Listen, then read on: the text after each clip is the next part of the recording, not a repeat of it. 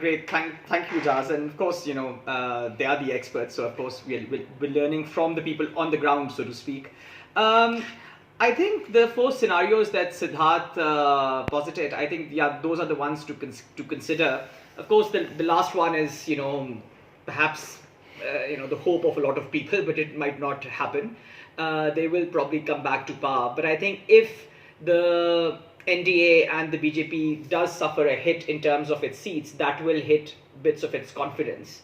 And my scare, therefore, is that if the NDA government comes back with fewer seats, it might actually ratchet up its Hindutva kind of mode.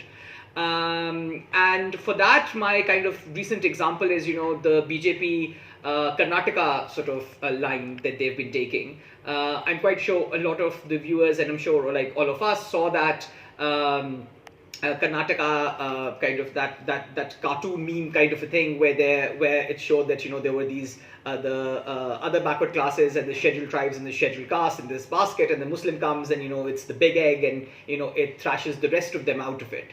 So in Karnataka, where the BJP actually in 2019 had a very good go, they are now fearing that they might lose some seats, and therefore this kind of a very strong anti-Muslim thing has come out. Similarly, Modi's jibes against the Congress are now not now related to just the Congress internal politics or it being a big like an elitist party or kind of thing. Recently, he actually compared and said, Congress and Pakistan are all together, and if you support Pakistan, then you only can support the Congress and all that. So these kind of things show that things might sharpen if they lose votes, because this is their base constituency. And if they lose some seats, it might come back in a stronger force. And I think that's something that one must take into consideration.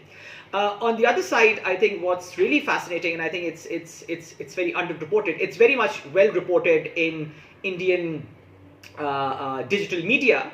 But in Indian television and elsewhere, it's kind of very little reported that there is no even playing field in terms of the opposition in India, and I think that's very important to understand. We know what just happened in Surat, where the Congress candidate, his proposer and seconder, stood up and said that we haven't signed this, and then the candidate himself disappeared.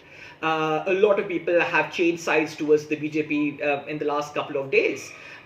Even, and of course, the whole famous thing that that the BJP and Modi have this washing machine where if you are an opposition politician and you have cases against you, you join the BJP, and all of a sudden the ED, the Enforcement Directorate, kind of drops all those cases. And then again we have a sitting chief minister, Kejriwal, in jail at the moment.